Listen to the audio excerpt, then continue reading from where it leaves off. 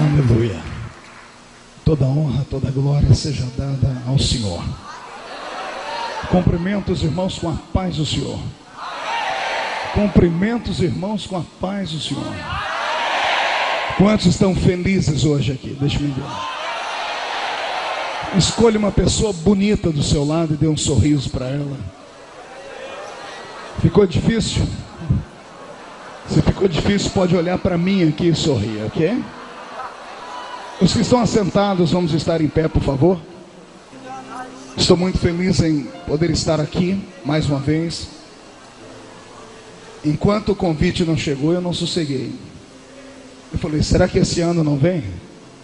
Aí quando o pastor Samuel me ligou, eu fiquei muito feliz e honrado. Como ele disse, já virou algo religioso, né? E se não me convidar para o ano que vem, eu venho, nem que seja para ouvir o pregador, né? Obrigado, pastor Samuel. Ele fica me agradecendo, mas ele sabe que eu que devo agradecimentos a ele. Deus usou essa semana mais uma vez na minha vida, semana passada, melhor dizendo, e uma grande bênção nós recebemos através da vida desse profeta do Senhor. Esse ministério parece que está ficando escasso na terra. São poucos os homens em quem nós damos credibilidade profética. E eu gostaria que nas suas orações você sempre apresentasse o pastor Samuel, para que o Senhor o conserve assim em graça e em intimidade com Deus. Amém? Aleluia. Apocalipse capítulo 5. Quão grande és tu, Senhor. Quão grande és tu, Senhor. E vi na mão direita daquele que estava sentado no trono um livro, escrito por dentro e por fora, de todo selado com 7 selos. E vi também um anjo forte que proclamava em grande voz: quem é digno de abrir o livro e de lhe desatar os seus selos? Ora, nem no céu, nem sobre a terra e nem debaixo da terra, ninguém podia abrir o livro, nem mesmo olhar para ele. E eu chorava muito, porque ninguém foi achado digno de abrir o livro, nem mesmo de olhar para ele. Todavia, um dos anciãos me disse assim: não chores, eis que o leão da tribo de Judá, a raiz de Davi, venceu para abrir o livro e os seus 7 selos. E então vi no meio do trono e dos 4 seres viventes e entre os anciãos de pé um cordeiro como tendo sido morto. E ele tinha 7 chifres, bem como 7 olhos, que são os 7 Espíritos de Deus enviados por toda a terra. Veio, pois, e tomou o livro da mão direita daquele que estava sentado no trono. E quando tomou o livro, os 4 seres viventes e os 24 anciãos prostraram-se diante do cordeiro, tendo cada um deles uma harpa e taças de ouro cheias de incenso, que são as orações dos santos. E entoavam um novo cântico, dizendo: digno és de tomar o livro, de abrir os seus selos, porque foste morto e com teu sangue comprastes para Deus os que procedem de toda tribo, língua, povo e nação. E para o nosso Deus os constituíste reino e sacerdotes, e reinarão sobre a terra. Vi e ouvi uma voz de muitos anjos ao redor do trono, dos seres viventes, dos anciãos, cujo número era de milhões e milhares de milhares, proclamando em grande voz: digno é o cordeiro que foi morto de receber o poder, e riqueza, e sabedoria, e força, e honra, e glória, e louvor. E então ouvi que toda criatura que há no céu e sobre a terra, debaixo da terra e sobre o mar, e tudo que há neles, estava dizendo: aquele que está sentado no trono e ao cordeiro, seja o louvor, e a honra, e a glória, e o domínio, pelos séculos dos séculos. E eu digo amém. Feche a Bíblia, coloque no banco, coloque na cadeira, pegue na mão da pessoa mais bonita do seu lado, mais perfumada. Aperte a mão do irmão com carinho, da irmã com carinho, até eles falarem aleluia. Pentecostal que não faz barulho está com defeito de fabricação.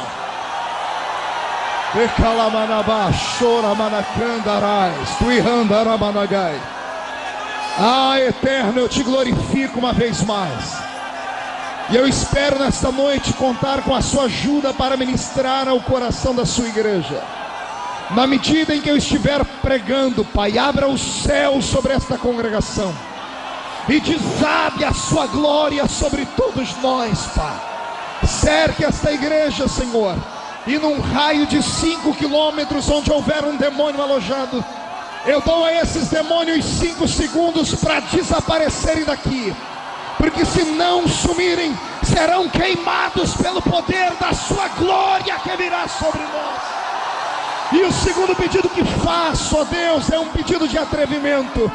Se ainda tenho crédito no céu contigo como pregoeiro da sua palavra, abre a porta do céu sobre este lugar e envia do céu para a terra uma comitiva de anjos de fogo, que eles comecem a esparramar brasas de fogo entre nós, e onde houver um crente batizado com o Espírito Santo, renova ele agora, meu Senhor.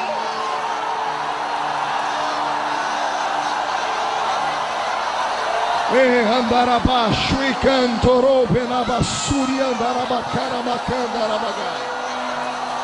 Vi andar abaixo e cantorou bagai. Teramadahá súria. Fala conosco, Senhor. Fala conosco. Em nome de Jesus. Amém. Amém e amém. Os que podem, tomem o seu assento, e os que não podem, permaneçam de pé comigo. E todos, uma grande salva de palmas a Jesus, porque Ele merece. Glorificado seja o nome do Senhor. Pergunte para o seu irmão se ele está preparado para uma viagem agora. Preparados, senhores, pastores, companheiros, levitas? Preparados aí em cima, preparados, preparados, preparados, preparados, preparados. Vamos viajar. Eu vim perguntando ao Senhor o que pregar nessa vigília, visto que os crentes do Rio de Janeiro são abastecidos diariamente com muitas palavras reveladas, porque essa terra é uma terra próspera em pregadores, em profetas, em levitas. E o Senhor trouxe ao meu coração, à minha memória, o texto do livro da Revelação, no capítulo 5, onde nós lemos uma das passagens mais intrigantes e emocionantes da Bíblia, que fala de um homem que, tendo sido arrebatado, foi ao céu e viu o céu pelo lado de dentro e recebeu de Deus uma palavra de ordem. O Senhor disse a ele: tudo que você vê, por favor, escreve num livro. E tendo ele tido um encontro pessoal com este ser, com este ancião de dias, viu ele um livro fechado por dentro e por fora. Livro esse que deveria trazer alegria, livro esse que deveria trazer emoção, mas uma emoção carregada de graça e de agradecimento. Todavia, o céu é inundado pela primeira vez de uma tristeza sem tamanho. Tamanha é a tristeza que esse homem em espírito chora e derrama lágrimas lá em cima. E lá em cima não é lugar de tristeza. A minha Bíblia diz que quando atravessarmos os portões celestes, terá um lenço da eternidade para enxugar dos nossos olhos todas as nossas lágrimas. Mas esse homem entrou lá em cima e derramou lágrimas, e isso mexeu comigo, mexeu com o meu intelecto e me fez estudar um pouquinho. E as revelações que o Senhor me deu aqui são fortes e profundas. Quem não gosta de revelação, dá tempo de ir para casa. Eu acho que dá para assistir até o Corujão uma hora dessa. Se ficar comigo aqui, você não vai ver nenhum corujão, mas você vai ver a silhueta da pombinha do Espírito Santo voando sobre nós. Pois bem, para entendermos o livro do Apocalipse, é até difícil falar sobre isso, porque o livro do Apocalipse é um livro de revelação, e tudo que é revelação tem que ser interpretado. É um dos livros da Bíblia mais difíceis de ser estudado, porque a sua linguagem é metafórica, é uma linguagem alegórica. Nem tudo que está escrito aqui deve ser levado ao pé da letra. É um desses livros que deixa a gente meio que tonto de tanta revelação, de tanta coisa profunda. E interessante que quando o crente é novo convertido, a primeira coisa que ele quer descobrir é acerca das profecias deste livro. E eu falo isso porque uma vez eu fui um novo crente, e eu me lembro que saindo da escola eu chamei um garoto da igreja que era filho de um presbítero, conhecia bem a Bíblia, e eu pedi para ele pregar para mim. Eu não sei se ele fez por maldade ou se ele fez por simplicidade, não tive até hoje coragem de perguntar a ele. Mas eu me lembro que ele entrou dentro da minha casa, pegou a Bíblia e abriu em Apocalipse capítulo 13, 14 e em diante, e foi pregar para mim acerca da besta, a que subiu da terra e a que subiu do mar. E ao invés dele pregar e interpretar, não, ele começou a falar comigo literalmente o que estava escrito ali. Sabia que eu morria de medo de escuro, sabia que eu morria de medo de assombração. Também puderam, eu nasci na Vila Tatu, você queria o quê? Na época de quaresma a gente tinha medo de lobisomem, boitatá, curupira, coisas que vocês cariocas não conhecem, coisas da gente lá do meio da roça.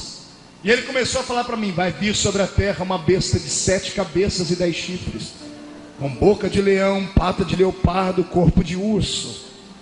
E quando ela abrir a boca dela, vai devorar todos aqueles que são ímpios e não temerem a Deus. E ele foi embora e me deixou com essa imagem na mente. É claro que ele não pregou nada certo para mim, mas eu acho que valeu o efeito, porque eu nunca passei uma semana tão crente na vida.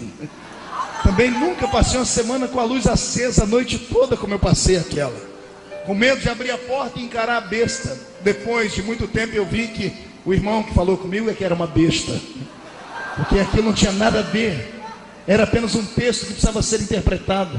7 cabeças, 7 montes, onde uma grande cidade estará alojada, 10 chifres, 10 grandes reis, que virão de um outro lado, quem sabe da Europa antiga. E eu precisaria aqui de pelo menos umas 15 horas para falar sobre escatologia bíblica, e nós não temos tempo para isso. Isso é apenas para lançar luz a você, que este livro não é um livro de fácil interpretação. Até porque no seu capítulo 1 e no verso 19, o Senhor dá a João uma visão global do que ele vai enxergar. O Senhor diz a ele: as coisas que vistes, as coisas que são e as coisas que hão de acontecer. Ou seja, quem olha para o Apocalipse e pensa que ele é um livro que fala apenas de coisas futuras, está redondamente errado. O Senhor estava dizendo a ele: você vai escrever sobre coisas do passado, as que vistes, as coisas do seu presente, João, as que são, e as coisas que hão de acontecer do seu futuro. Existem textos deste livro que podem ser interpretados de uma, duas, 3 formas. Pode ser interpretado de uma luz apontada para Israel, pode ser interpretado de uma luz apontada para a igreja, e de uma luz apontada para o mundo ímpio e pecaminoso aí fora. Por isso, é um livro que, para se pregar dentro dele e para se ter uma visão, você tem que ter a sua mente aberta. Levante um dedo de profeta comigo, bata na cuca do seu irmão, na mente dele, e diga para ele: abra sua mente então. E só para não perder um costume, aquele glória a Deus que só o povo de Madureira sabe. Interessante é que este é o último livro do cânon sagrado. O livro tenha sido escrito por último. Quem escreveu este livro não era um rapazinho, nem uma pessoa de meia idade, era um ancião. Tinha ele mais de 90 anos de idade. E aqui começa o desenrolar de uma bela e grande amizade. Para chegar no Apocalipse, permita-me falar um pouquinho do seu escritor, não do seu autor, porque aqueles que conhecem a Bíblia Sagrada sabem muito bem que este livro não tem, como dizem por aí, 40 autores. Esse livro tem 40 escritores. Autor é só um, aquele que está sentado no alto e sublime trono. Ele é o autor. E para falar do autor eu teria que tomar milênios de tempos para falar, porque ele é grande, majestoso e poderoso. Ele é tão grande que os seus pés estão no centro dessa igreja hoje, e a sua face está diante dos serafins que cantam: santo, santo, santo é o Senhor dos exércitos, e toda a terra está cheia da sua glória. Esta é a beleza deste livro. Deixe-me então falar sobre o escritor deste texto. Interessante é que quando o Senhor estava com o seu ministério latente, crescente na terra, ele chamou 12 homens especiais. Repita essa frase comigo: 12 homens especiais. 1, 2, 3. Acotovele seu irmão, diga: eu disse especiais. Faça biquinho para falar. Acotovele, irmão, diga: eu disse especiais. O Senhor não chama ninguém que não seja especial. Todos os que estão debaixo da sua poderosa mão são especiais. Como você que está aqui dentro é especial. Talvez a sociedade não dá o valor que você mereça. Talvez o seu pai e a sua mãe não dê o valor que você mereça. Talvez o seu cônjuge não dê o valor que você mereça. Talvez o ministério da sua igreja não dê o valor que você mereça. Todavia, isso não invalida a sua especialidade. O Senhor, quando te viu, foi com a tua cara. E quando Ele vai com a cara de alguém, não tem quem faça o seu pensamento recuar atrás. Você é especial. Só quem é especial tem um grito para o Rio de Janeiro todo ouvir.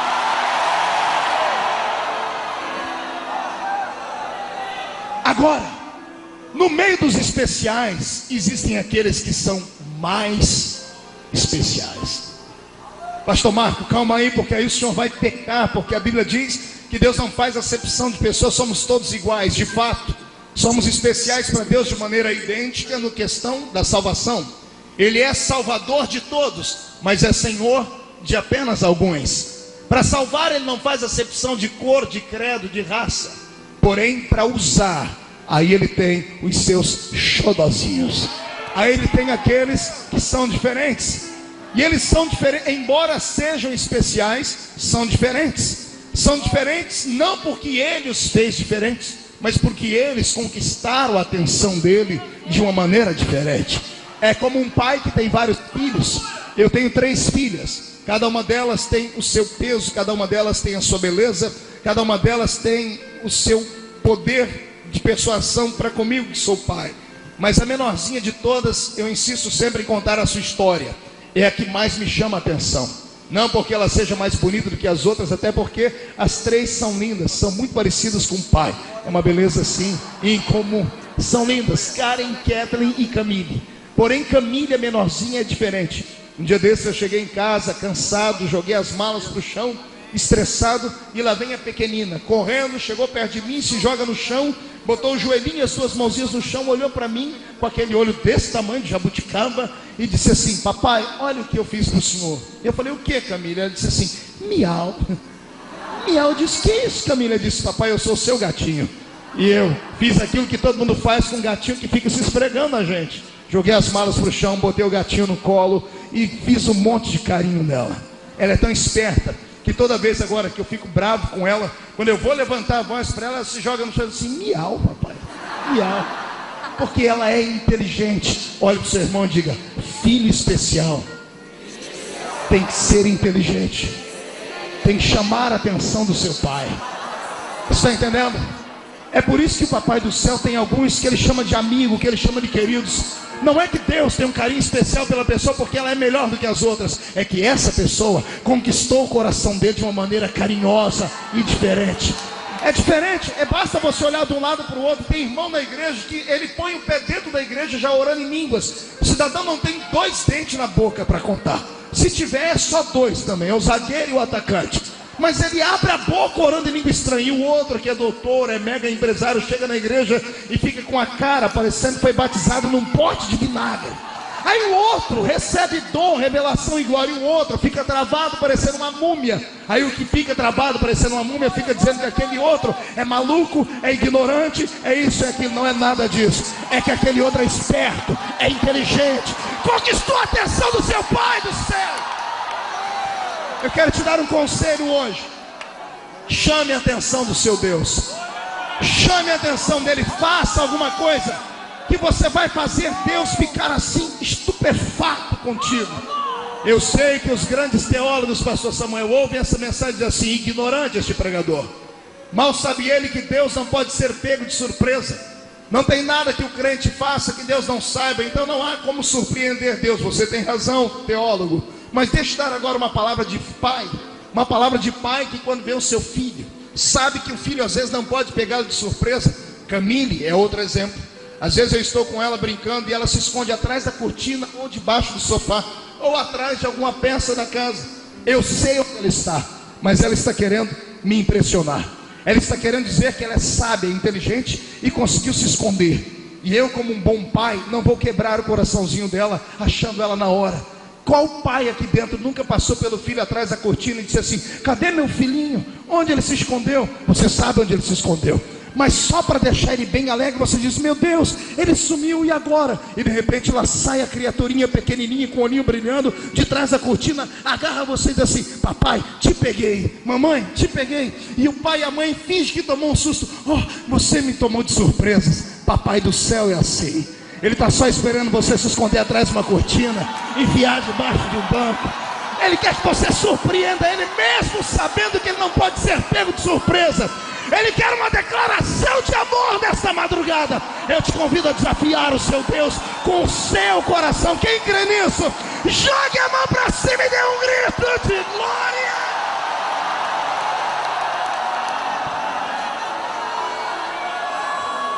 O meu Cristo teve 12 homens especiais, mas ele teve 3 que eram acima da média: Pedro, Tiago e João. Cada um deles tinha algo que chamava a atenção no seu Cristo. Cada um deles fez com que o coração do Senhor se voltasse para eles. Talvez Pedro tenha conquistado Jesus pelo seu temperamento, pela sua petulância. Pense no homem desequilibrado. Pense no homem que deixou Jesus em saia justa várias vezes. Pense no homem que da metade do que falava você tinha que jogar fora, que ele só colocava o grupo em risco. Pense num homem que era espavitado. Era Pedro, parecido com você e comigo, completamente anormal e desequilibrado. É Jesus de joelho querendo lavar o pé de todo mundo, e Pedro, não sei se porque tinha chulé, porque tinha frieira, unha encravada, eu não sei. Pedro escondeu os pezinhos para trás e disse assim: o meu pé o senhor não lava. Jesus olha para ele e diz: Pedro, se eu não lavar o seu pé, Pedro, você não tem parte comigo. Aí Pedro, ele era 8 ou era 80? Ele logo estende os braços, as pernas e o pé e diz: Senhor, então não lava só os pés, lava o meu corpo inteiro, Senhor. Me dá um banho, Senhor, me dá um banho por inteiro, Senhor. Por essas e outras atitudes ele conquistou o coração do Senhor. Lembre da cena, o Senhor no meio do mar, 12 discípulos atracados no mastro de um barco, amedrontados, gritando: tem um fantasma no meio das águas. E o fantasma grita lá do meio: não sou um fantasma, sou eu. E todo mundo gritando: é um fantasma sim. E só a vozinha de Pedro no meio de todo mundo grita em direção à figura fantasmagórica que estava no meio do mar, porque a tempestade desgraçava a silhueta daquele ser que vinha andando, e por isso não dava para se imaginar o que era. Mais a vendaval soprando, mais o mar agitado, e Pedro grita lá para o meio do mar: se é o Senhor, me manda ir aí. E lá do meio do mar vem a doce voz dizendo: vem Pedro, salta nas águas, vem. E eu imagino todo mundo gritando: Pedro, não vai, você é maluco, a gente não sabe se é ele. Pedro, pode ser Iemanjá, Pedro. Pedro, pode ser Dagon. Pedro, pode ser uma sereia, Pedro. E Pedro não está nem aí para aquilo que eles estão dizendo. E outra, não era nem um pouco equilibrado. Se fosse equilibrado, ia jogar uma escada para fora do barco, ia descer devagarinho, ia colocar o pé nas águas para ver se elas estavam duras para poder andar. Pedro, se eu conheço bem ele deu foi logo um salto em cima das águas. Se fosse um monstro, ele teria afundado, mas era o Senhor que estava ali. Quando ele bateu os pés nas águas, as águas firmaram. Ele gangorra para um lado, gangorra para o outro, olha para trás de gente. Não precisa ter medo, é ele. Só ele tem poder sobre as águas do mar. Aí eu sei que os críticos de plantão vão dizer: pastor, mas ele afundou. Pastor, eu sei que ele afundou, mas a culpa não foi dele, a culpa foi do vento. O dia que você ler o texto, leia direitinho, você vai ver que o vento tirou a atenção de Pedro. No meio da tempestade, o vento batia no cabelo dele e fez ele olhar para a esquerda. Quando ele olhou para a esquerda, ele viu tribulação. Quando ele olhou para a direita, ele viu uma infinidade de problemas que poderiam matá-lo. E isso fez a sua fé esmorecer por um tempo. Ele afundou, mas o Senhor não deixou ele morrer. Pedro está dentro do barco agora. Tem 11 discípulos se desculpando, dizendo: Senhor, eu não pulei nas águas porque eu não queria te envergonhar, não queria te testar. O Senhor não precisa provar mais nada. Eu só gritei fantasma porque todo mundo gritou, senão eles iam me chamar de uma pessoa diferente. Todo mundo dando uma palavra de desculpa, e no final todo mundo dizendo: Senhor, nós não queríamos te envergonhar. Já pensou? Toda vez que alguém lembrar dessa história, vai lembrar que Pedro é um homem de pouca fé. E eu imagino Pedro enxugando o cabelo, pedindo a oportunidade, dizendo: gente, eu quero falar. E todo mundo diz: fala, Pedro. E ele levanta e diz: vocês têm razão. Toda vez que alguém lembrar dessa história, vão me chamar de homem bully, homem de pouca fé. Vão me chamar de homem chaleira, homem de pouca fé. Mas toda vez que alguém contar essa história, vão ter que falar que só 2 seres no universo conseguiram quebrar a lei da gravidade, andaram em cima das águas. Um foi ele, o outro fui eu. Pedro, eu andei em cima das águas. E a multidão dos 11 grita: mas afundou. E ele rebate: mas eu andei. Mas você afundou. Mas eu andei. Mas você afundou. Mas eu andei. O que importa é andar. O que importa é experimentar. Aqui eu quero deixar um conselho para você que tem sonhos. Quero deixar um conselho para você que vê o seu ministério minguar por causa dos outros. Escute uma palavra. Deus ama homens de coragem. Deus ama homens e mulheres apaixonados por Ele ao ponto de ir até o limite. É melhor ir, bater a cara no muro, cair e voltar e se arrepender de ter ido e caído, do que passar a vida inteira arrependido de não ter tentado. É melhor você bater a cara no muro de tentar e se arrebentar, do que você passar a vida inteira pensando como teria sido. Ei, deixa-me dizer, sabe por que às vezes você assiste alguma fita minha e olhando para trás, o ministério que está atrás de mim, às vezes, nem sempre, é claro que há regra de exceção, nessa vigília é uma regra de exceção. Os pastores, eu falo aqui, eles dão um grito, levantam a mão e entram no mistério. Mas às vezes você vai ver fitas de vídeo eu pregando, a multidão explodindo e atrás de mim um monte de gente com o olho seco, igual olho de coruja. Sabe o que é isso? É gente que poderia estar onde eu estou, que poderia fazer o que eu faço, mas não fizeram, porque foram covardes, amedrontados, tiveram medo de largar tudo, tiveram medo de deixar tudo, tiveram medo de ousar, e agora ficam arrependidos porque tem que conviver com a amargura da derrota nos lábios, dizendo assim: se eu tivesse tentado, eu teria chegado lá. Mas como não tentou, tem que se contentar com essa cara fechada, parecendo delegado de justiça mesmo. E eu estou dando de ombros assim, sabe por quê? Porque eu tive coragem. E eu te desafio a ter coragem. Lute pelos seus sonhos, lute pelos seus sonhos, lute pelos seus projetos. Acredite na sua chamada, acredite no seu ministério. Deixa o Senhor te usar.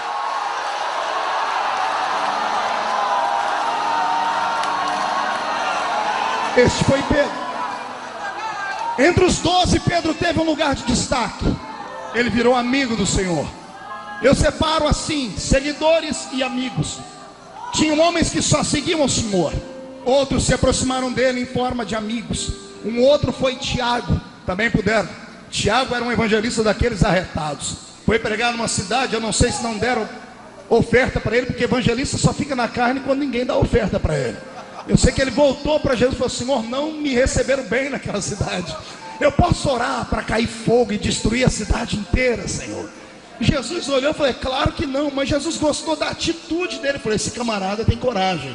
Mas lá na frente vem a mãe do próprio Tiago interceder, dizer: Senhor, quando o Senhor entrar no seu reino, um dos meus filhos pode ficar à sua esquerda e o outro à sua direita. E Jesus tem que explicar, porque no céu só fica bem aqueles que estão do lado direito, porque à esquerda só fica bode, tem que ter tudo ovelha. Mas Jesus gostou da atitude. Era gente que tinha vontade de crescer, era gente que tinha vontade de ocupar um lugar especial no coração do Mestre de Deus. O meu Cristo apontou e Tiago virou amigo de Jesus. Se você perguntar para o irmão do seu lado o nome dos 12 apóstolos, vai ser uma confusão daquelas. Ninguém lembra o nome dos 12 apóstolos. Tenta. Pergunta para o seu irmão: me dá o nome dos 12 apóstolos de cor. Vai lá. Se eu perguntar para nós aqui, obreiros, é perigoso a gente não lembrar. Lembra aí, Gesiel, o nome dos 12. Não sai nem com reza brava. Fala aí, pastor Daniel. Só o mestre que parece pastor Gesiel Gomes vezes para pregar, fale o nome dos 12. Não dá, trava. Agora, se eu perguntar, fale o nome de algum discípulo, vai falar todo mundo. Pedro. 1, 2, 3. Olha para o seu irmão e diga: por que você conhece os 3?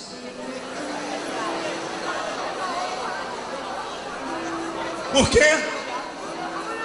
Os outros eram especiais, tiveram a mesma chance, andaram com o mesmo Cristo, tiveram a mesma oportunidade, mas a gente não os conhece direito. Agora esses 3, a gente sabe que eles eram especiais, porque toda vez que Jesus fazia alguma coisa diferente, eram os 3 que ele chamava.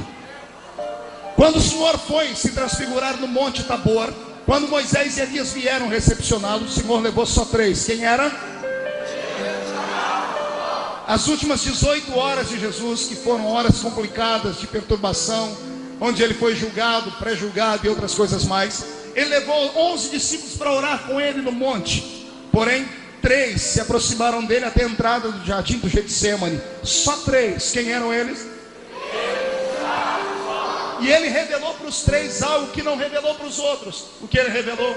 Ele disse para eles: a minha alma está angustiada até a morte. A gente só conta segredos para aqueles que são amigos. Eu quero te desafiar hoje a ser mais do que um seguidor. Eu quero te desafiar a ser amigo de Deus. É possível, pastor? É claro que é, pastor, mas eu como arroz, feijão e farofa, e daí? O Senhor está procurando gente para ser amigo dele aqui. Gente que empreste o ouvido, a garganta, e as suas mãos para levantar e dar um belo grito de glória ao nome dele. Porém, existe um lugar de maior honra. Ele não tem apenas seguidores e amigos. Um dos 12 foi além. Um dos 12 foi além da amizade. Pastor, o que há além da amizade? Há a intimidade. Intimidade, repita comigo essa palavra, 1, 2, 3. É uma palavra romântica, porque Deus é romântico. 1, 2, 3. Pergunte para mim, pastor, o que é que João fez demais? Eu não vou falar, eu vou fazer. Pastor Joel, por favor, vem cá. Está aqui Jesus, Pedro, Tiago, todos aqui, virando, olhando para o pessoal. E aqui está João. Amigos próximos, seguidores ao lado. João já era amigo, mas ele queria mais. Diga para o seu irmão, não se contente com pouco. Diga, queira mais. Agora diga para ele, esteja preparado para pagar o preço. Jesus gostava de churrasco de peixe. Jesus gostava de churrasco de peixe. Eles sempre sentavam e comiam peixe assado. Um belo dia eles estão comendo peixe assado, e João está aqui sempre do lado dele. E João pensou consigo, o coração devia estar saindo pela boca. Continue aqui. Coração saindo pela boca, e diz assim, e se ele me jogar fora? E se ele chamar a minha atenção? E se ele me passar vergonha perto de todo mundo? Um monte de coisas veio à cabeça dele, mas sabe o que ele fez? Ele disse assim, eu vou tentar. O máximo que ele vai fazer é me mandar sair de perto. E João encostou nele. E Jesus não fez nada. No outro dia João senta, encosta, e ele está vendo que Jesus não fez nada, e ele vai e põe a cabeça. Pelo contrário, ao invés de Jesus empurrar ele, Jesus estende o braço e abraça ele. Escute, isso não é tudo. Daqui a pouco a intimidade é tão grande que ele tirou a cabeça daqui e colocou aqui.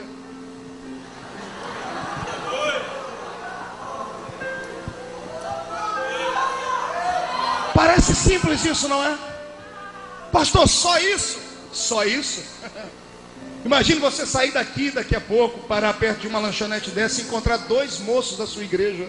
Você conhece, de terno e gravata, e um com a cabeça no peito do outro, e o outro passando a mão nos cabelos dele. Parece simples o texto. Imagine 2 garotas, você vê, saindo de mão dada, uma dando um beijinho na outra, encostando a cabecinha no ombro. Estamos no século 21, um século de liberalidade, mesmo assim temos preconceitos.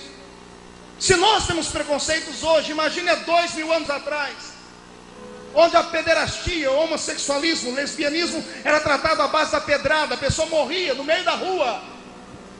João foi além de tudo que os outros fizeram. Ele não se importou com aquilo que as pessoas pensavam. Ele colocou a cabeça no peito de Jesus e disse, eu quero mais. E quem quer mais tem que fazer mais. E aquele que quer fazer mais tem que fazer aquilo que ninguém nunca fez. E se você fizer aquilo que ninguém nunca fez, Ele fará aquilo que Ele nunca fez por ninguém, para você. Quando você ver homens como o pastor Samuel, como os cantores que aqui passaram, como pastores e profetas que estão aqui na minha retaguarda, que tem um ministério abençoado, os homens chamam de sucesso, eu chamo de bênção. Saiba que por trás de tudo isso existe uma história, existe um complexo. Existem coisas que esses homens fizeram que você jamais teria coragem de fazer, talvez. Por isso o Senhor não lhe deu aquilo que Ele teria para lhe dar.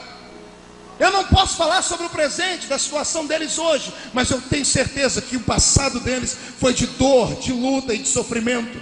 Deus não levanta um homem ou uma mulher porque eles são bonitinhos ou porque são inteligentes. Deus não levanta um homem ou uma mulher porque ele é rico ou porque ele tem pena deles.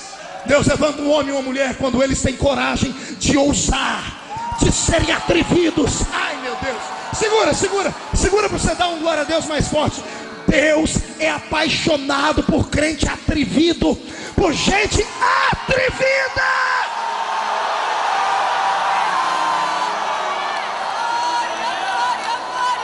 Levante a mão direita para cima. Vamos ver se você é atrevido. Coloque a mão no ombro de quem está do seu lado. Agarre o ombro da pessoa com carinho. Agarre, agarre, agarre, agarre. Olha aí, tem gente que não tem coragem de fazer isso. Não tem atrevimento. Agarrou, agora chacoalha a pessoa até ela ficar irritada. Irrita ela. Diga para ela, é isso que Deus quer fazer com você nessa vigília. Deus quer sacudir a sua história.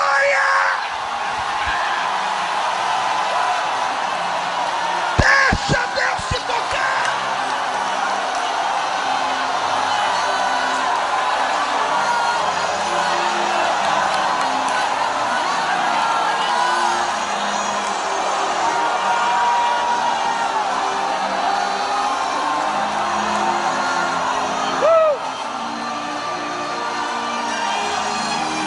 Olhe para cá. Eu estou falando sobre o escritor. Foi por isso que João conquistou um espaço especial ao lado do Senhor. Foi por isso que João recebeu nomenclaturas bíblicas que o Senhor não deu a mais ninguém. Foi por isso que o meu Senhor chamou João de um discípulo a quem ele muito amava. Olhe para cá agora. Foi por isso que João ocupou um lugar especial. E o lugar foi tão especial que o Senhor olhou para ele e disse assim: João, vou lhe dar uma coisa que eu não dei a ninguém. O que, Senhor? Vou lhe dar o privilégio de não morrer de maneira martirizada. Todos os demais discípulos do Senhor morreram de forma truculenta. Uns crucificados de cabeça para baixo, outros esfolados vivos, outros morreram à base da espada, outros à base das flechas, outros afogados, outros foram completamente esfolados em carne viva, arrastados pelas ruas da cidade, como foi o caso de João Marcos nas ruas de Alexandria, arrastado por um cavalo. Mas João permaneceu ileso. Permaneceu ileso, e eu tenho certeza que isso perturbava o apóstolo. Acredito que quando ele tinha os seus 92 anos de idade, quando não tinha mais nenhum dos seus amigos vivos, o que ele mais queria era sair dessa terra, e a morte parecia não ter poder sobre ele. A história diz que o imperador, talvez um dos últimos grandes homens truculentos daquela poderosa Roma, ao convidar João para um diálogo, perguntou sobre a sua fé, e João escarneceu dos seus ídolos pagãos, e esse imperador prometeu matar João, e João olhou para ele dizendo: faça-me esse favor, a morte não é minha inimiga, ela é uma carruagem que me levará mais perto do meu Deus. É uma carruagem. E a história diz que fizeram então um tacho de azeite fervendo, mas era um tacho muito grande, uma espécie de banheira, e colocaram ali azeite fervendo, borbulhando. E o imperador ainda deu uma chance, porque no último momento ficou com pena de um velho de 92 anos de idade. E o velho teve a chance de se retratar negando o seu Cristo. E a história diz que João olhou para ele e disse assim, ironicamente: ó imperador, se eu fosse mais jovem eu mesmo pularia dentro desse tacho, mas na minha idade eu não tenho locomoção com tanta força. Então por favor, mande os seus soldados me jogarem logo dentro deste tacho fervendo. E foi o que o imperador fez. Só que o resultado não foi o que eles esperavam, porque eles esperavam um homem derretido, carne com óleo fervendo, completamente enrugada, e era para virar uma bolinha de borracha enrugada, derreter até os ossos. Mas não foi isso que aconteceu. O que aconteceu foi algo surpreendente. O velho entrou dentro do tacho e parece que não queria sair mais. Pegava o azeite fervendo e passava no rosto. A primeira sessão de hidratação de pele à base de azeite fervendo. A primeira sessão de bronzeamento artificial da história. Foi João, porque saiu dali com a pele um pouquinho mais queimada, mais hidratada. E o imperador grita: por que é que o azeite não tem efeito sobre você? E ele deve ter dito: é porque o azeite que está dentro de mim é mais quente do que o azeite que está.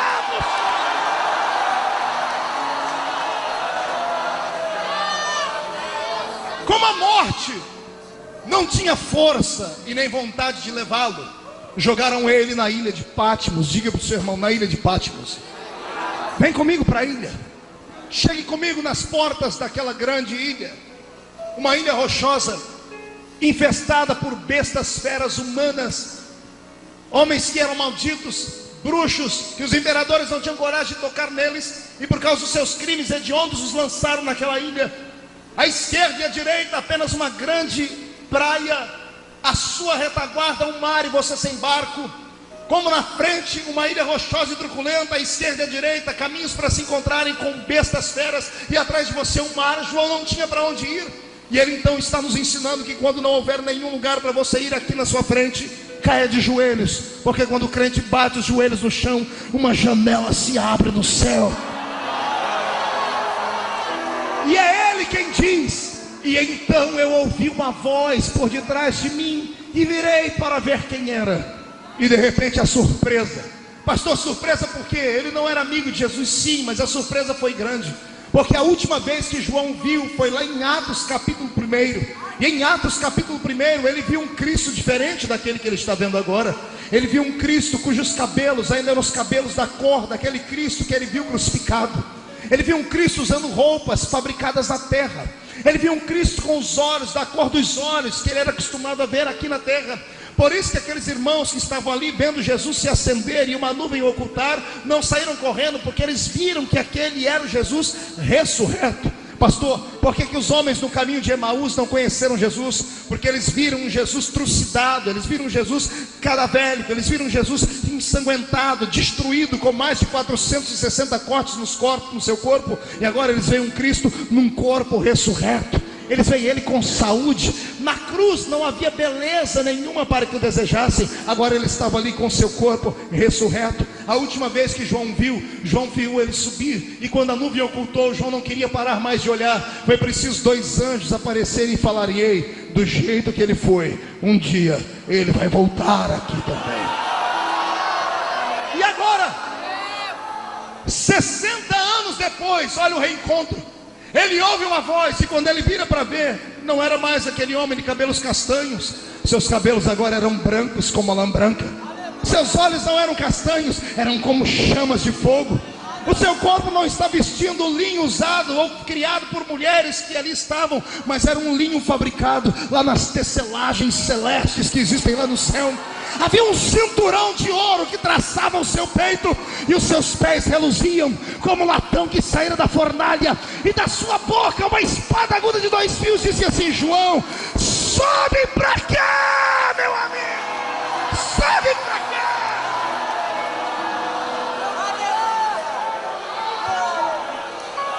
O corpo do velho deita no chão, e o seu espírito é tomado pelo Senhor Jesus. E o espírito do João, arrancado do seu corpo, é levado ao céu, no qual ele entra por uma janela. De mãos dadas com seu Cristo, ele começa a ver a eternidade. Não sinta inveja de João, um dia nós estaremos lá também. Não sinta tristeza por não ser como ele, nem que seja com palma nas mãos. Eu quero te ver lá naquele lugar, estaremos lá. E uma visita rápida pelo céu, João vê e entende tudo que está à sua volta, porque quem está em espírito no céu não precisa perguntar, tudo lhe é mostrado instantaneamente. E ele recebe do Senhor Jesus incumbências, e uma delas é mandar 7 cartas a 7 igrejas que estão na Ásia. Deve ter sido a pior parte de escrever o Apocalipse, porque havia algumas igrejas que nutriam pelo Senhor não um amor, mas uma aversão. Havia algumas igrejas que o Senhor disse a elas assim: olha, eu estou na sua porta batendo, querendo entrar, e vocês não me deixam aí entrar. Quantas vezes não preguei Apocalipse 3:20 para o pecador, dizendo ao pecador: Jesus está no seu coração batendo e você não deixa ele entrar, mas se abrir ele vai entrar e cear contigo. Todavia o Senhor não está falando com pecadores, ele estava na porta de uma igreja dele, e a igreja onde ele estava, o líder da igreja era maior do que ele, e mandou trancar a porta na cara de Jesus, e disse: aqui ele não pode entrar.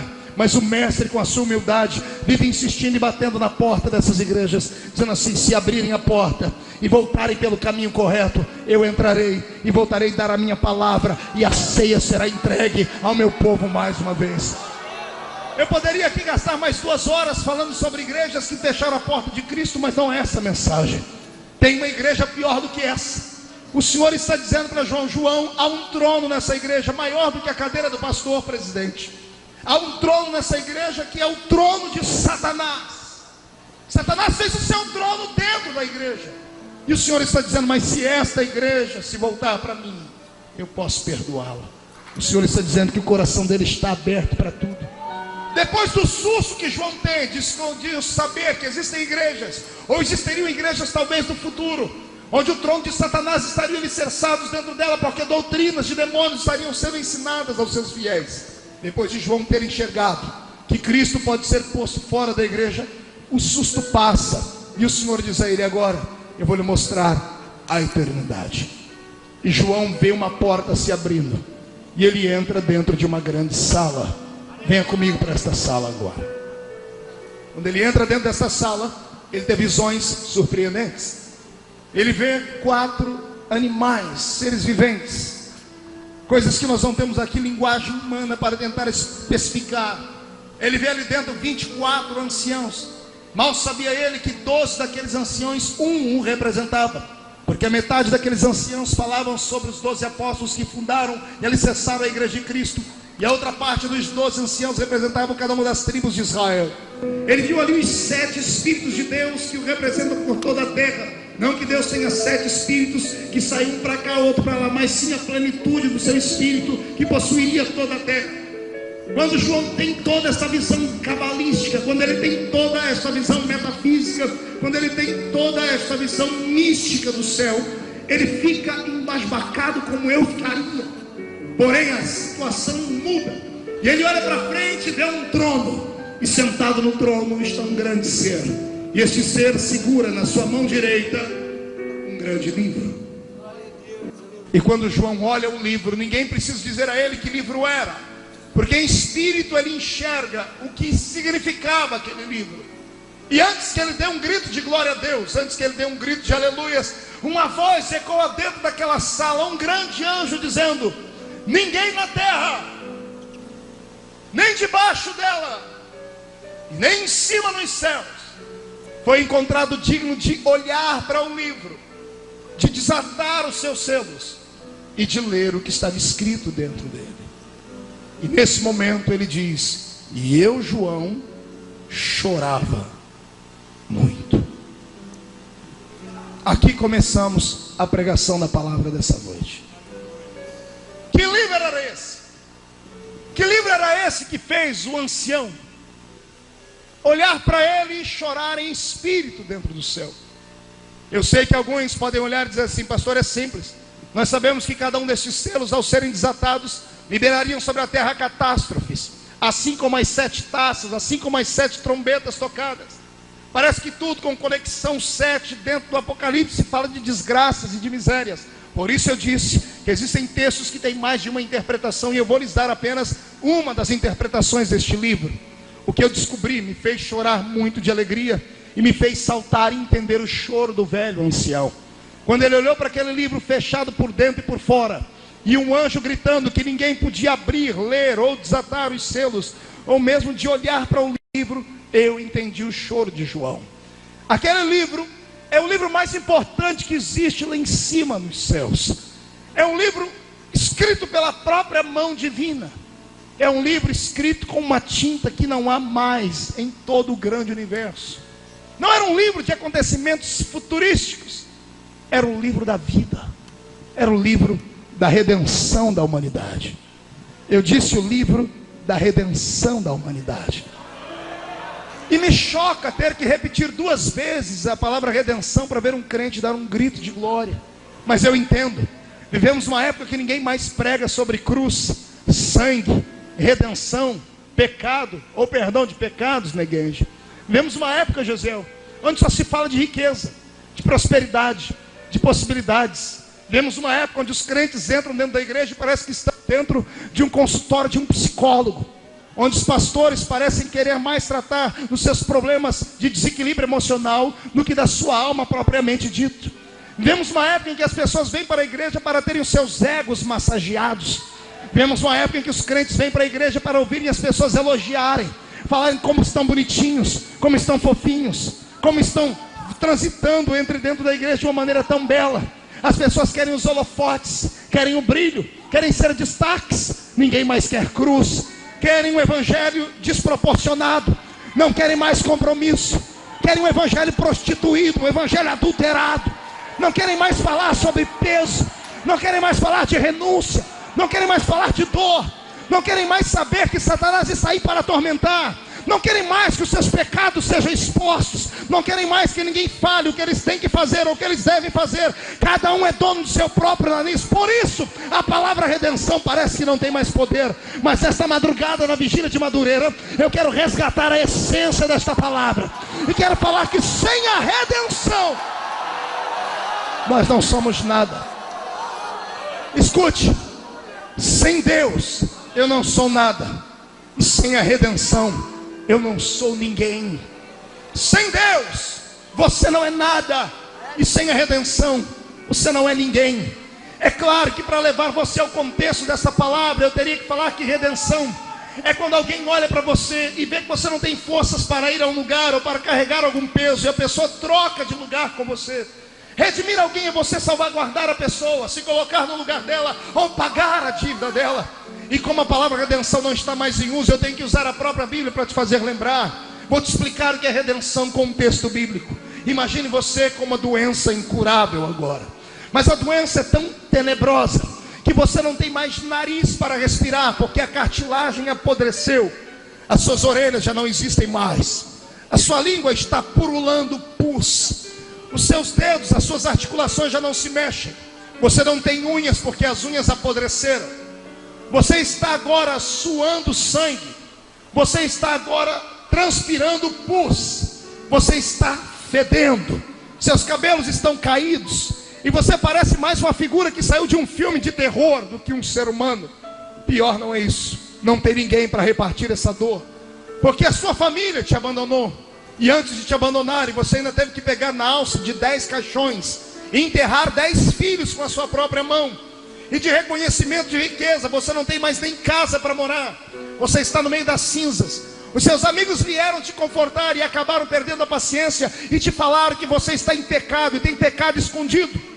Você olha para cima e não vê mais a glória de Deus e começa a discutir com Ele. Ao invés de ouvir coisas boas, você tem que ouvir Deus às vezes te dar um puxão de orelha. Você olha para toda a sua riqueza e vê que a única coisa que sobrou foi um caco de telha, e você está agora abandonado por tudo e por todos, e não há mais salvação, não há esperança para você. Por isso todos te deixaram. E de repente, como que por um passe de mágica, como que num encantamento místico, dentro do seu cérebro que já está destruído e morto, esperando apenas a sepultura se abrir, lá dentro, no fundo do túnel, uma luzinha começa a piscar, e uma lembrança de que você serve um Deus que tem poder para colocar o homem no cativeiro, e tem poder para arrancar o homem do cativeiro. E de repente você se lembra que o seu Deus não é um Deus, Ele é o único Deus, e que quando Ele tem promessa na vida de alguém, a morte não tem poder sobre a pessoa até que a promessa se cumpra na vida dela. E aí, o que é que você faz? Mesmo não tendo ninguém para ouvir a sua confissão, porque tudo que ouviram foi um desabafo, você dizendo: eu amaldiçoo o dia em que eu nasci. Mesmo não tendo ninguém para ouvir a sua prédica, você agarra aquele caco de telha e espanta os seus únicos amigos ali, que são as moscas que estão voando em cima da sua podridão, e levanta aquele caco de telha como um troféu e grita bem alto para alguém que está acima das estrelas ouvir assim: eu sei que o meu Redentor vive.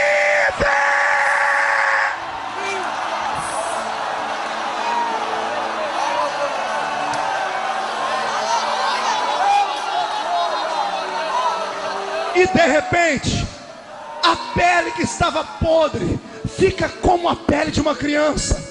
A orelha que caiu recebe uma orelha nova, um nariz novo. A riqueza começa a vir para sua mão, e de repente você que perdeu um, agora tem 2. Perdeu 1 milhão, agora tem 2 milhões. E vem a família de volta ao seu redor, e você termina os seus dias batendo no peito dizendo: Ele tira, mas Ele devolve. Ele põe na prova, mas Ele faz sair da prova. Ele me prova, mas me abençoa. Isso é a redenção. Isso foi o que Jesus fez. Pastor, se esse livro é um livro da redenção da humanidade, eu vou repetir de novo. Esse livro era o livro da redenção da humanidade. Pergunte para mim o que estava escrito lá, pastor. Consertando.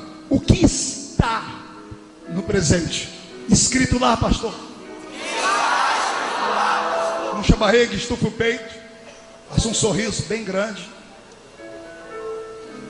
O seu nome está escrito lá.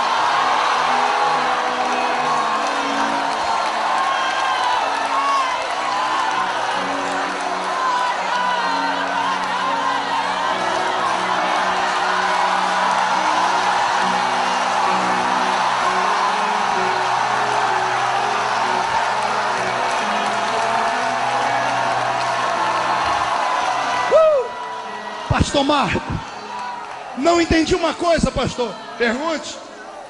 Se era o nome de João que estava escrito lá, por que ele chorava? Vou explicar. João chorava porque alguém gritou dentro da sala: ninguém na terra, nem debaixo dela, nem em cima podia olhar para o livro, não podia abrir o livro e não podia ler o que estava escrito lá.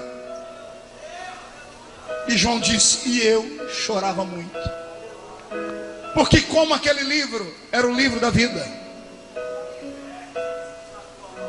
ele é um testamento fechado, selado. Todo testamento só tem validade quando alguém morre. Só pode ser aberto por um advogado quando aquele que escreveu o testamento morre, porque lá dentro tem riquezas, heranças. E se o livro não fosse aberto, não teria igreja, não teria vigília de Madureira. Se o livro não fosse aberto, não teria línguas estranhas, não teria lágrimas, esperança. Se o livro não fosse aberto, não teríamos nós o ministério que Jesus nos deu. Se o livro não fosse aberto, você não estaria com esse sorriso nos seus lábios, ou com essas lágrimas gostosas que descem por aí. Se o livro não fosse aberto, você era escravo e capacho de Satanás até hoje. Só por isso, quando João viu o livro fechado, ele disse para si mesmo: não valeu a pena. Todos morreram, morremos em vão, tudo foi em vão, porque ninguém pôde abrir o livro.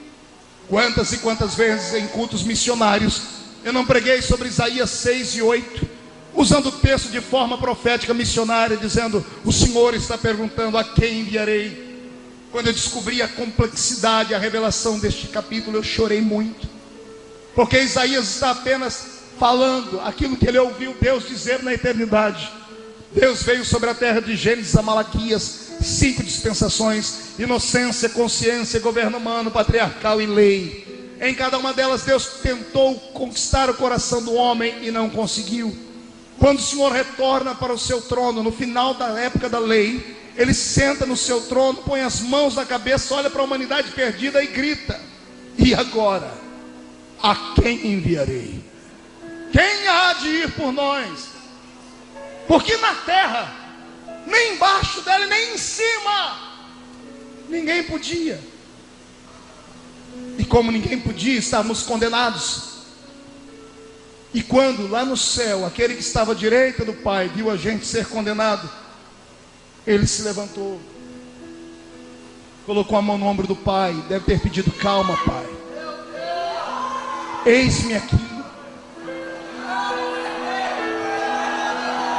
eis-me aqui, envia-me a mim, eis-me aqui. E eu imagino, olhe para o seu irmão e diga para ele: trouxe lenço? Se não trouxe, prepare a manga da camisa, a ponta da gravata, vamos chorar um pouco. Olha o diálogo que o Senhor me contou. O pai dizendo ao filho: mas eu já fui, e os homens não me aceitaram. Se você for, vai ser de igual forma. E o filho dizendo: papai, eu vou de uma maneira diferente. O Senhor foi com fogo, poder e glória. O Senhor foi e tentou conquistar e convencer o homem com autoridade. Mas quando o Senhor falava, o monte tremia. Quando o Senhor agia, a terra engolia os homens.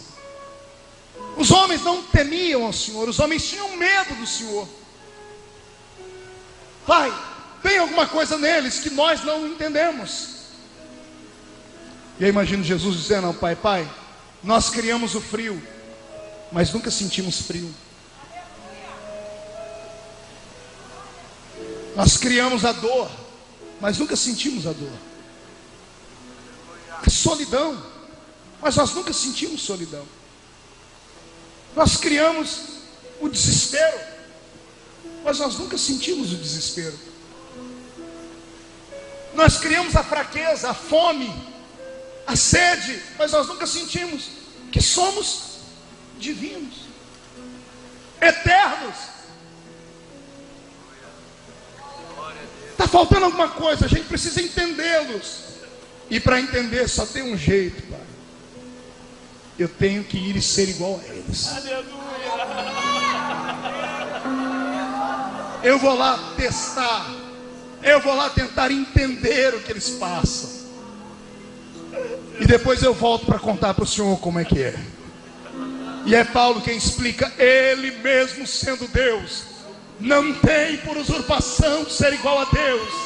Antes aniquila a sua forma divina e desce entre nós e se fez carne. Como pregador pentecostal, pastor Samuel, eu amo falar de milagres. Eu amo falar sobre as possibilidades de um mundo metafísico. Eu gosto de falar sobre as coisas que Jesus fazia.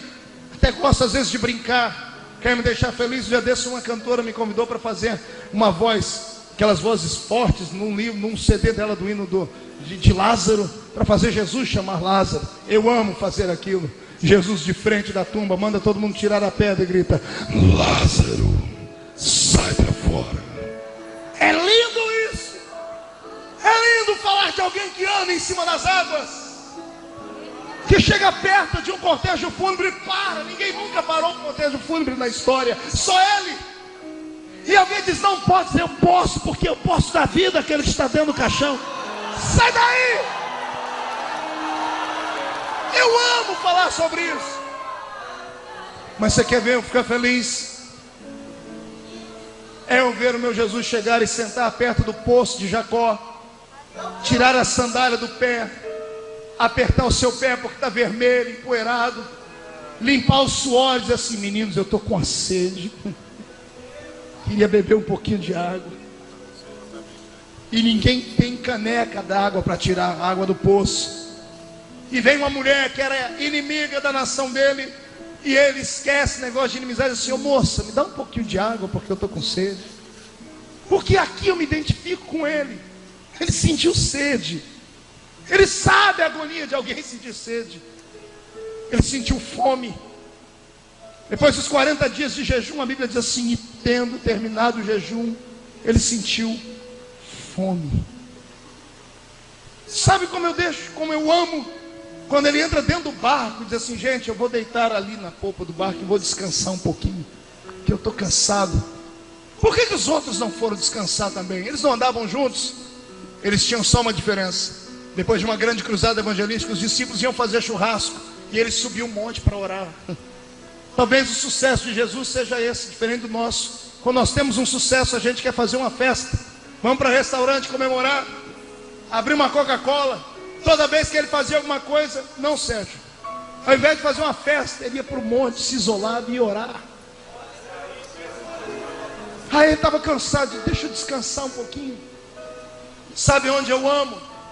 Eu amo quando ele entra no jardim, e lá de joelho, a aflição, a dor, ele grita assim: Pai, se possível for, passa de mim esse cálice.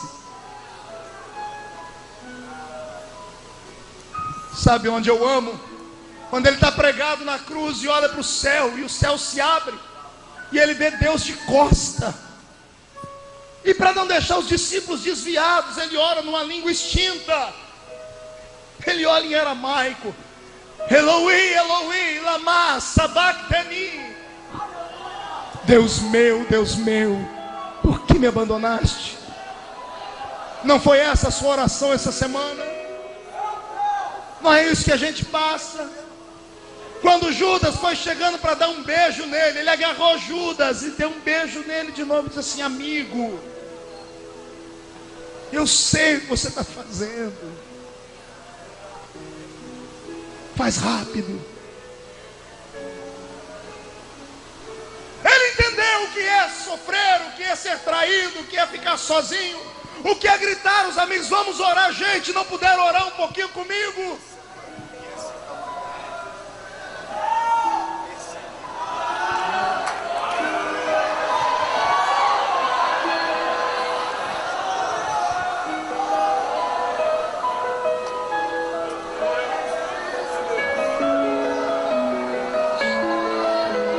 É na hora da dor que a gente se aproxima mais de Deus, sabia? É na hora da solidão, é na hora do jardim, é do vale, que você se iguala a Ele, ou Ele se iguala a você.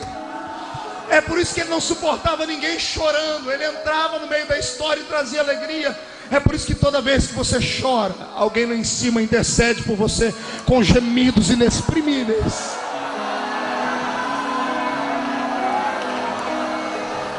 Incline a sua cabeça por um momento.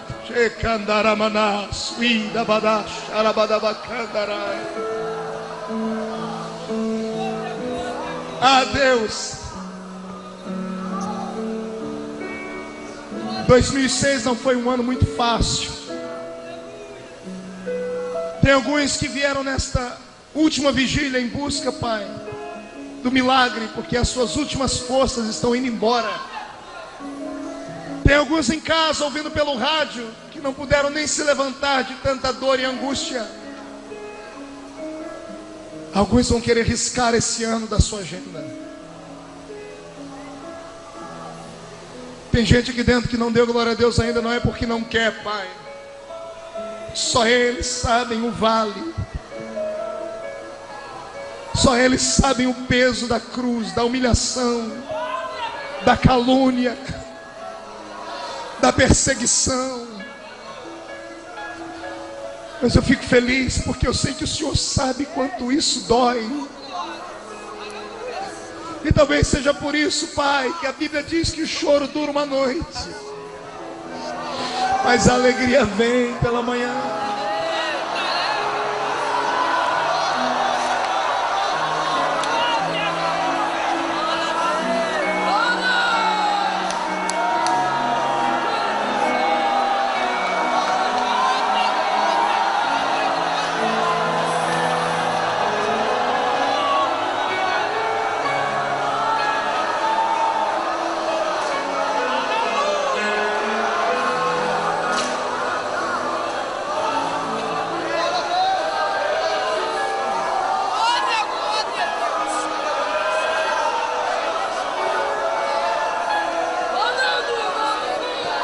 O que me deixa feliz, Senhor, é saber que mesmo com tantos defeitos e fraquezas, o Senhor ainda deixou o nosso nome escrito lá, Pai. Não me importa, Senhor, qual é a fraqueza que os seus filhos que aqui dentro estão nessa vigília passam ou vivem. O que me importa é que se eles estão aqui, é porque o nome deles está escrito aí.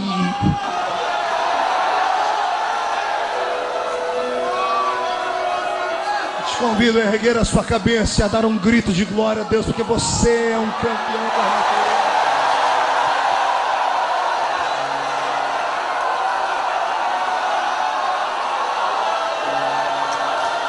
Eu não sei quantos te apedrejaram esse ano, eu não sei quantos te acusaram esse ano, eu não sei quantos vales você passou esse ano. Eu tenho uma palavra de Deus para você a partir de hoje. Não aceite a acusação de mais ninguém. Não aceite, rejeite. Ainda que a pessoa te mostre uma mão furada, se a mão estiver furada, peça primeiro a certidão de nascimento dela. Se ela não nasceu há 4 anos antes de Cristo, no 4º ano, ano Domini, e lá não está a cidade de Belém, e o nome do pai José, e o nome da mãe Maria, não aceite. Porque ninguém nessa terra vivo hoje morreu por você na cruz. Ninguém tem o direito de apontar o dedo para você. Por nada! Por nada!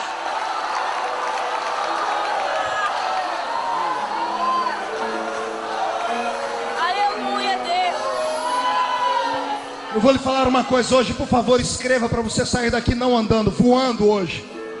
O seu nome não foi escrito a lápis naquele livro. Seu nome não foi escrito a carvão que qualquer coisa apaga. Seu nome foi escrito com sangue naquele livro. Seu nome foi escrito com uma tinta que não existe mais.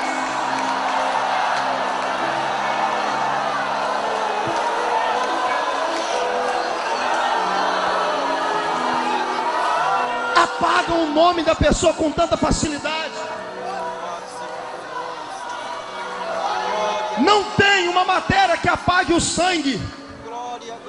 Para apagar o seu nome, a folha inteira vai ficar rebocada, rabiscada, suja. É por isso que a misericórdia do Senhor é grande.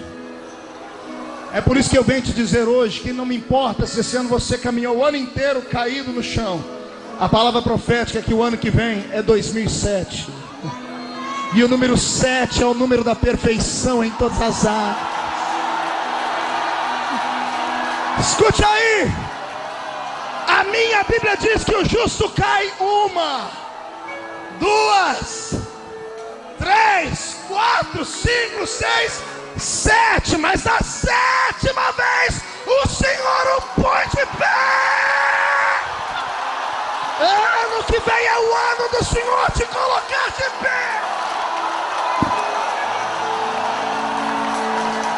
Cadê o barulho dos pentecostais que tem o nome escrito no livro da vida? Cadê?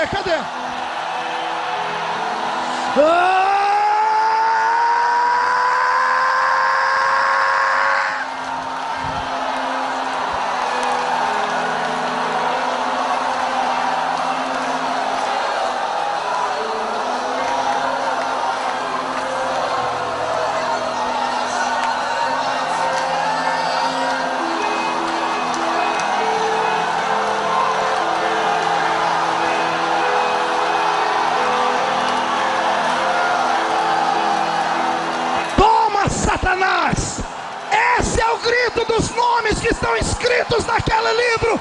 Nenhuma condenação há.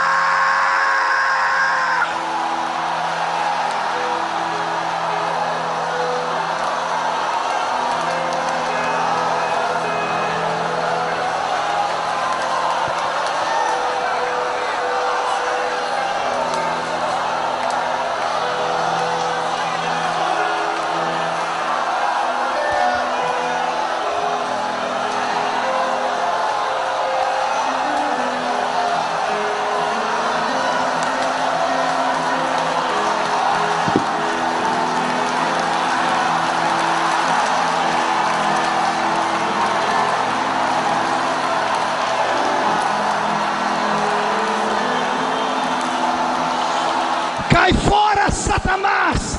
Não tem mais para demônio, não tem demônio que te oprima, não tem Satanás, pombagira, canta, não tem demônio que te oprima.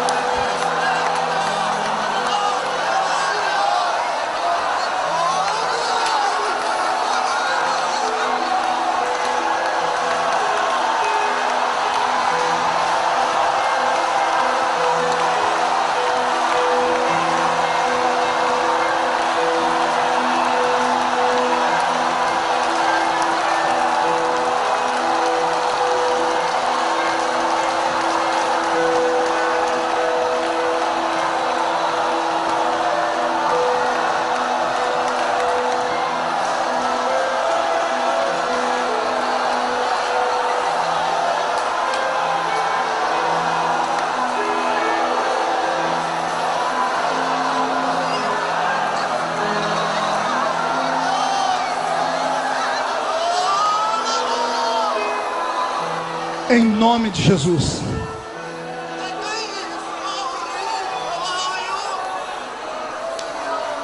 Não deixe ninguém roubar de você a alegria da salvação. Ontem, pastor Samuel, estava no aeroporto de São Paulo, esperando uma conexão. E entrei dentro de um estabelecimento comercial. Uma senhora me atendeu. E quando ela me olhou, eu não estava de terno nem de gravata. Ela olhou para mim e disse assim: de congregação o senhor é? Eu disse: eu sou pastor assembleiano. Ela olhou para mim, abaixou a cabeça assim: e eu sou uma desviada. Eu olhei para ela, coloquei a mão no queixo dela, levantei e disse assim: não, você não está desviado, você está de férias. E sorri. Fiz uma brincadeira. Uma lágrima desceu. Ela disse: ninguém nunca me disse uma coisa tão bonita. Todo mundo que entra aqui me chamou de desviado ou de mundana.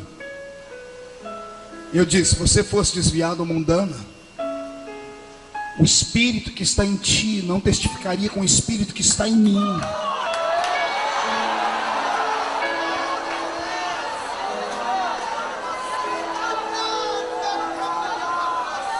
Ela disse: eu não aguento mais, pastor. Eu entro na igreja, as pessoas me acusam por tudo. Ela olhou para mim e disse assim: pastor, eu não tenho culpa, que eu nasci de carne e osso, tenho defeitos. Eu disse: eu estou congregando em casa, todo dia de noite eu oro, pego a harpa, canto. Mas os irmãos da igreja, quando eu chego, parece que eu tenho lepra, sentam longe de mim. Infelizes. Pensam que foram eles que morreram na cruz por ela. O mistério da redenção e do perdão é algo que você não tem que entender, só absorve. E acredite, a pior prisão que há é a prisão chamada... Ah, Jesus, fala ou não fala?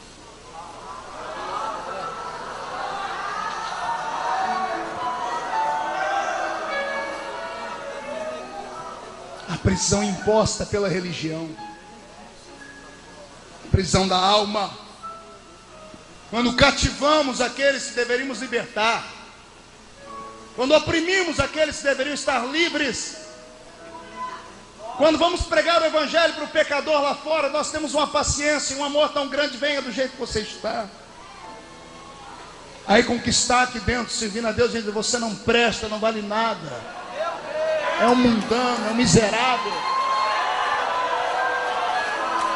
Para o pecador, a gente diz: Jesus vai te perdoar. Para o crente dentro da igreja, que não tem a força que você tem, um pé está lá fora, outro está aqui dentro, você diz: Jesus vai te matar. Tem alguma coisa errada nessa história. A redenção da humanidade prova isso. Ele morreu por você e ponto final. O sangue dele vai te dar um banho hoje. O mundo aí não começa o ano com roupa branca, roupa vermelha. Usam roupa íntima, uma de cada cor. Pois bem, você vai começar com vermelho também esse ano. O sangue vermelho de Cristo sobre a sua história.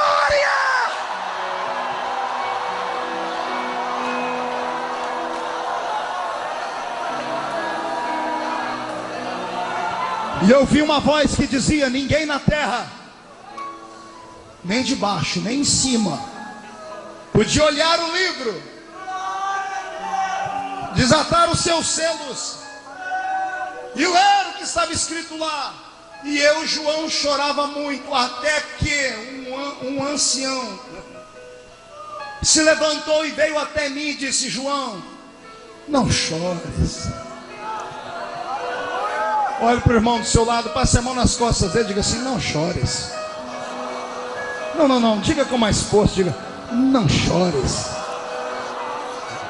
Não chores. Não chores, Daniel. Não chores, Samuel. Não chores, Jean. Não chores. Não chores, gente.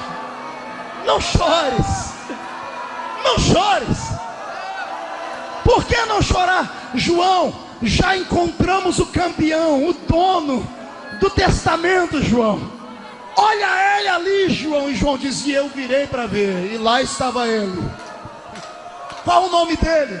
Eis ali, João, o leão da tribo de Judá.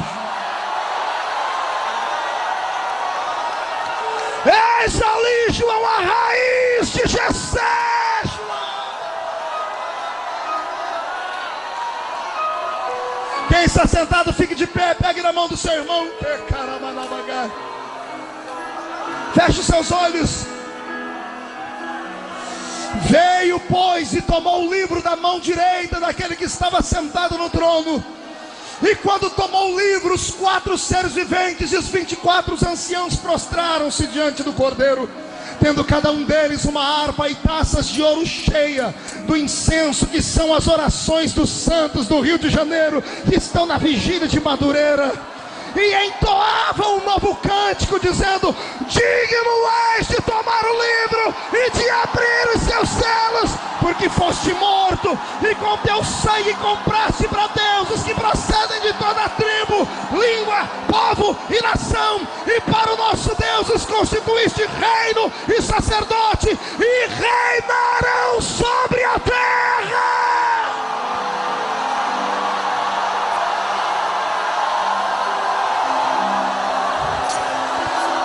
Vi e ouvi uma voz de muitos anjos ao redor do trono, dos seres viventes e dos anciãos, cujo número era de milhões e milhares de milhares, proclamando em grande voz: digno é o Cordeiro que foi morto de receber o poder, a riqueza, a sabedoria, a força, a honra, a glória e o louvor.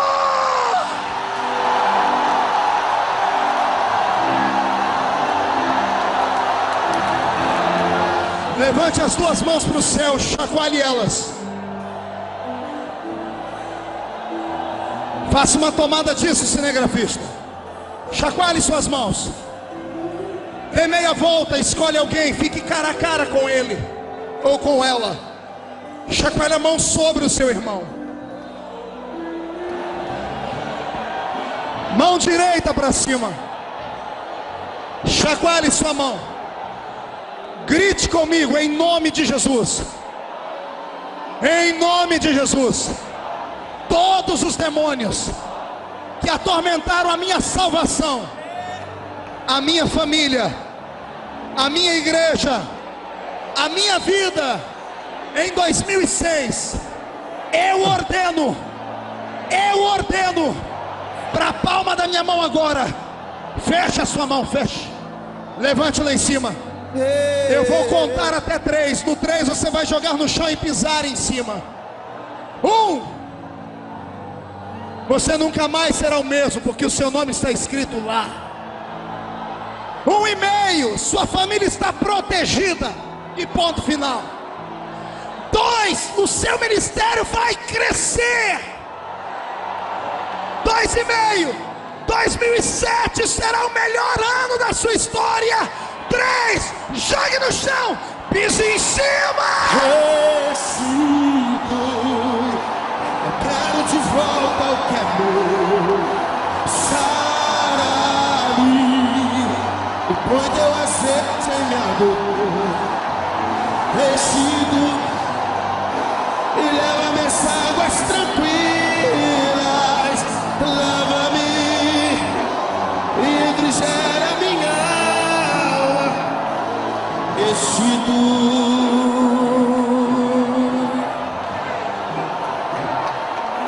Restitui, Senhor.